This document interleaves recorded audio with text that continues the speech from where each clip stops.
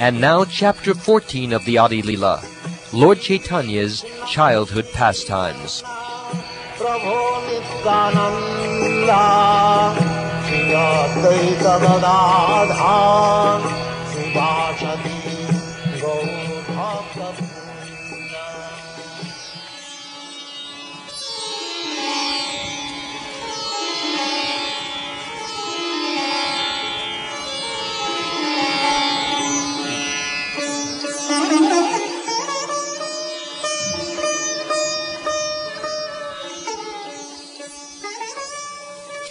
Things that are very difficult to do become easy to execute if one somehow or other simply remembers Lord Chaitanya Mahaprabhu. But if one does not remember him, even easy things become very difficult. To this Lord Chaitanya Mahaprabhu I offer my respectful obeisances. All glories to Lord Chaitanya Mahaprabhu, Nityananda Prabhu, Advaita Prabhu, and all the devotees of Lord Chaitanya. I have thus described in codes the advent of Sri Chaitanya Mahaprabhu, who appeared as the son of Mother Shachi, exactly as Krishna appeared as the son of Mother Yashoda. I have already briefly spoken about the pastimes of his birth in chronological order. Now I shall enumerate the codes of his childhood pastimes.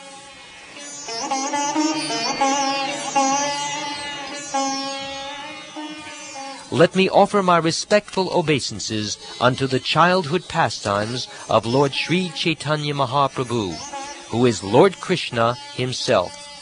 Although such pastimes appear exactly like those of an ordinary child, they should be understood as various pastimes of the Supreme Personality of Godhead.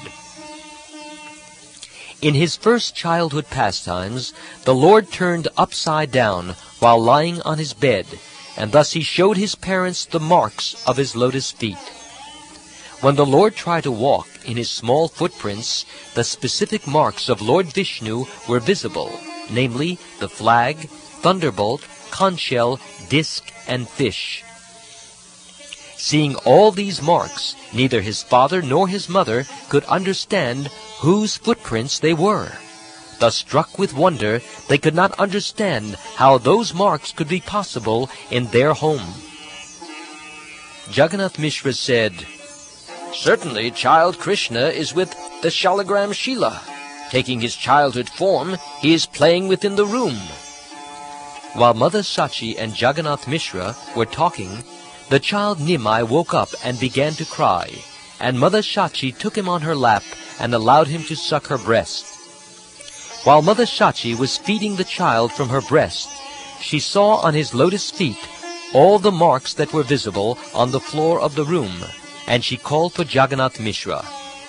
When Jagannath Mishra saw the wonderful marks on the soul of his son, he became very much joyful and privately called for Nilambara Chakravarti.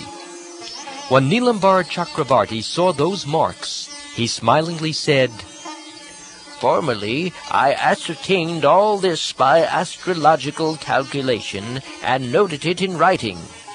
There are 32 bodily marks that symptomize a great personality, and I see all those marks on the body of this child.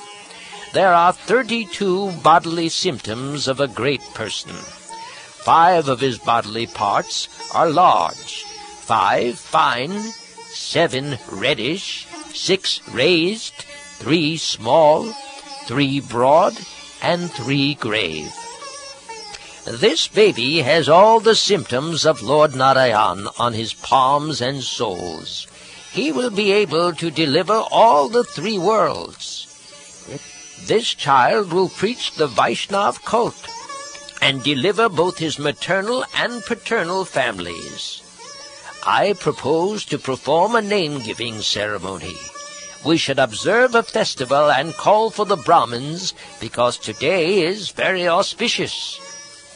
In the future, this child will protect and maintain all the world. For this reason, he is to be called Vishvambara." After hearing Nilambar Chakravarti's prediction, Shachi Mata and Jagannath Mishra observed the name-giving festival in great joy, inviting all the Brahmins and their wives. After some days, the Lord began to crawl on his knees, and he caused various wonderful things to be seen. The Lord caused all the ladies to chant the holy names of the Hare Krishna Maha Mantra on the plea of his crying, and while they chanted, the Lord would smile.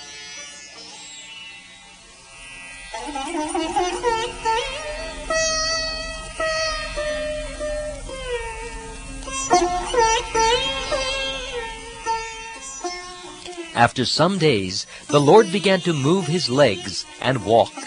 He mixed with other children and exhibited varieties of sports. One day, while the Lord was enjoying his playful sports with the other little children, Mother Shachi brought a dish filled with fused rice and sweetmeats and asked the child to sit down and eat them. But when she returned to her household duties, the child, hiding from his mother, began to eat dirt. Seeing this, Mother Shachi hastily returned, exclaiming, "What is this? What is this?" She snatched the dirt from the hands of the Lord and inquired why he was eating it. Crying, the child inquired from his mother, "Why are you angry? You have already given me dirt to eat. What is my fault? Fused rice, sweetmeats, or anything edible is all but a transformation of dirt. This is dirt and that is dirt. Please consider, what is the difference between them? This body is a transformation of dirt, and the edibles are also a transformation of dirt. Please reflect upon this. You are blaming me without consideration, so what can I say?" Astonished that the child was speaking Mayavad philosophy, Mother Shachi replied, "Who has taught you this philosophical speculation that justifies eating dirt?" Replying to the Mayavad idea of the child philosopher, Mother Shachi said, "My dear boy, if we eat earth transformed into grains, our body is nourished and it becomes strong. But if we eat dirt in its crude state, the body becomes diseased instead of nourished, and thus it is destroyed. In a water pot, which is a transformation of dirt, I can bring water very easily. But if I poured water on a lump of dirt, the lump would soak up the water, and my labor would be useless." The Lord replied to his mother, "Why did you conceal self-realization by not teaching me this practical philosophy in the beginning? Now that I can understand this philosophy, no more shall I eat dirt. Whenever I am hungry, I shall suck your breast and drink your breast's milk." After saying this, the Lord, smiling slightly, climbed on the lap of his mother and sucked her breast. Thus, under various excuses, the Lord exhibited his opulences as much as possible in his childhood, and later, after exhibiting such opulences, he hid himself.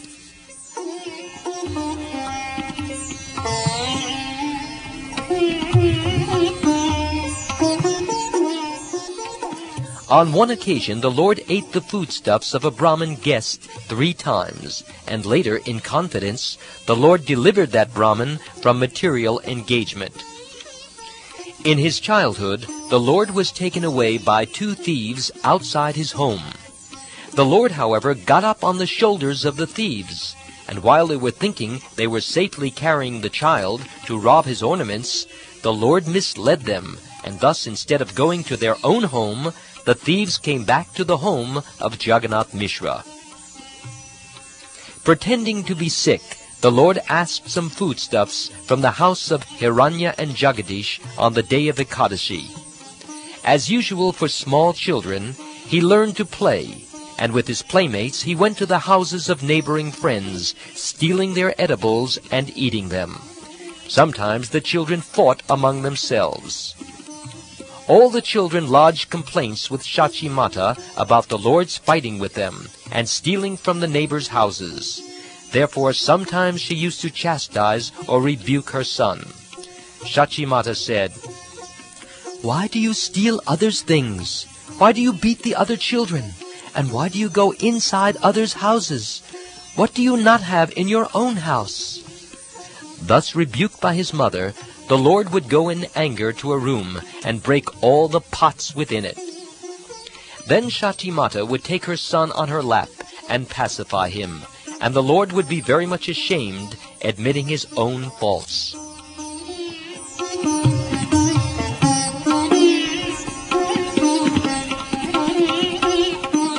Once the child, Caitanya Mahaprabhu, chastised his mother with his soft hand, and his mother falsely fainted. Seeing this, the Lord began to cry. The neighboring ladies told him, "Dear child, please bring a coconut from somewhere, and then your mother will be cured." He then immediately went outside the house and brought 2 coconuts. All the ladies were astonished to see such wonderful activities. Sometimes the Lord, with other children, would go to take bath in the Ganges, and the neighboring girls would also come there to worship various demigods. When the girls, after bathing in the Ganges, engaged in worshipping the different demigods, the young Lord would come there and sit down among them. Addressing the girls, the Lord would say, "Worship me, and I shall give you good husbands or good benedictions. The Ganges and Goddess Durga are my maidservants, not to speak of other demigods. Even Lord Shiva is my servant." Without the permission of the girls, the Lord would take the sandalwood pulp and smear it on his own body, put the flower garlands on his neck, and snatch and eat all the offerings of sweetmeats, rice, and bananas. All the girls became very angry at the Lord for this behavior. They said, "Dear Nimai, you are just like our brother in our village relationship. Therefore it does not behoove you to act like this. Don't take our paraphernalia for worship of the demigods. Don't create a disturbance in this way." The Lord replied, "My dear sisters, I give you the benediction that your husbands will be very handsome. They will be learned, clever, and young, and possess abundant wealth and rice.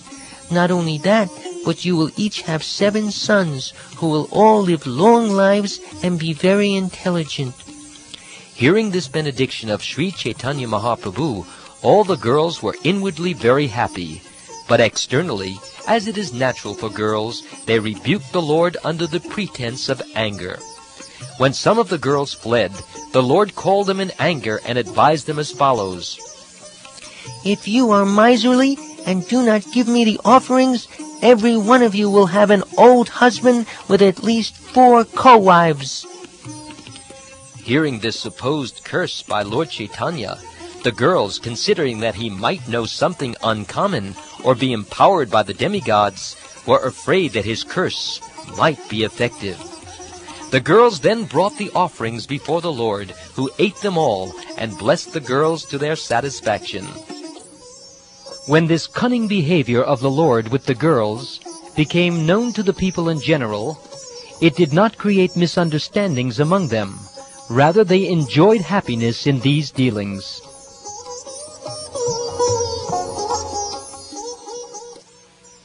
One day, a girl of the name Lakshmi, the daughter of Vallabhacharya, came to the bank of the Ganges to take a bath in the river and worship the demigods. Seeing Lakshmi Devi, the Lord became attached to her, and Lakshmi, upon seeing the Lord, felt great satisfaction within her mind. Their natural love for one another awakened, and although it was covered by childhood emotions, it became apparent that they were mutually attracted. They both enjoyed natural pleasure in seeing one another, and under the pretext of demigod worship, they manifested their feelings. The Lord told Lakshmi, "Just worship me, for I am the Supreme Lord. If you worship me, certainly you will get the benediction you desire." On hearing the order of the Supreme Lord, Sri Caitanya Mahaprabhu, Lakshmi immediately worshipped him, offering sandalwood pulp and flowers for his body, garlanding him with malika flowers, and offering prayers to the Lord. Being worshipped by Lakshmi, the Lord began to smile. He recited a verse from Srimad Bhagavatam, and thus accepted the emotion she expressed. As Lord Krishna says in the Srimad Bhagavatam, "My dear gopis, I accept your desire to have me as your husband, and thus worship me. I wish your desire to be fulfilled, because it deserves to be so." After thus expressing their feelings to one another, Lord Chaitanya and Lakshmi returned home. Who can understand the grave pastimes of Lord Chaitanya Mahaprabhu? Seeing the naughty behavior of Lord Chaitanya, the neighboring people, out of love for him, lodged complaints with Shachi Mata and Jagannath Mishra.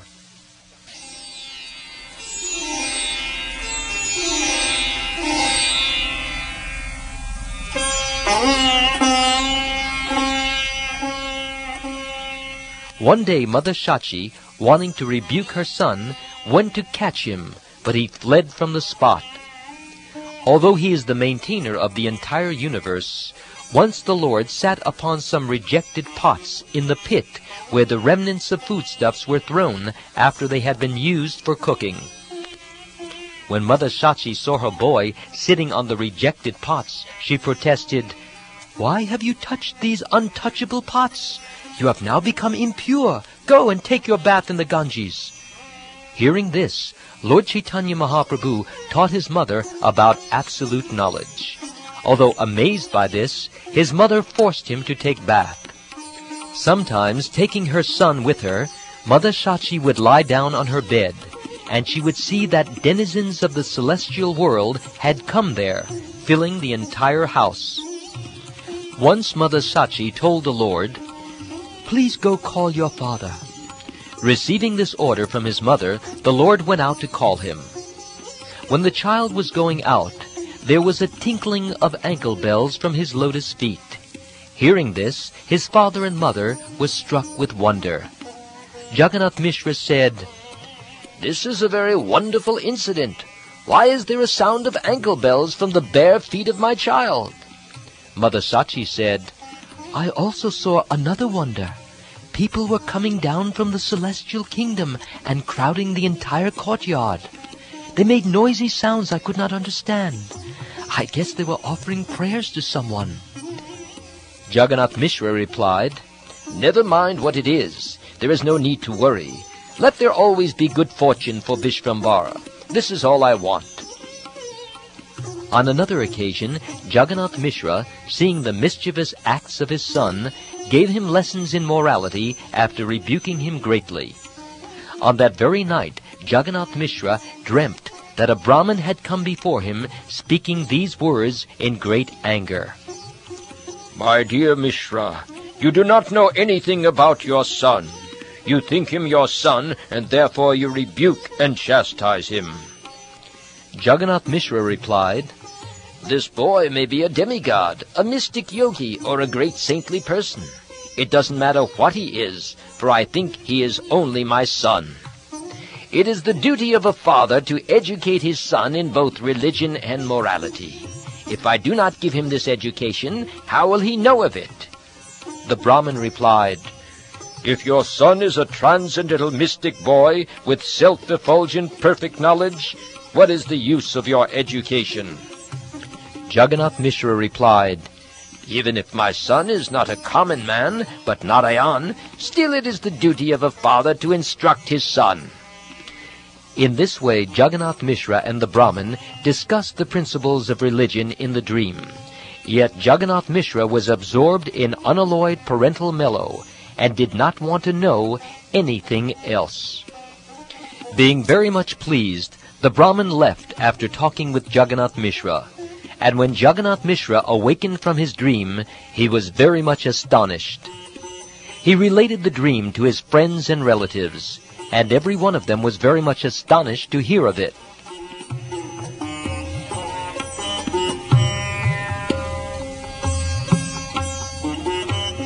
In this way, Godahari performed his childhood pastimes, and day after day increased the pleasure of his parents. After some days, Jagannath Mishra inaugurated the primary education of his son by performing the Hate Kadi ceremony. Within a very few days, the Lord learned all the letters and combinations of letters. This is a synopsis of the childhood pastimes of Lord Chaitanya Mahaprabhu, placed herewith in chronological order. Vrindavan Das Thakur has already elaborately explained these pastimes in his book, Caitanya Bhagavat. I have therefore made only a brief summary. Being afraid of repetition, I have not elaborated upon this subject matter. Praying at the lotus feet of Sri Rupa and Sri Raghunath, always desiring their mercy, I, Krishnadas, narrate Sri Caitanya Caritamrta, following in their footsteps.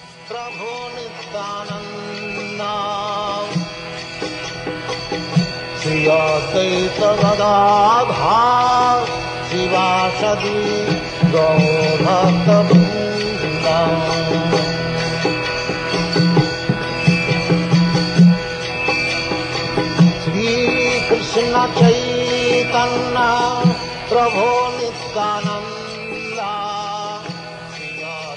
This ends chapter 14 of the Adi Leela.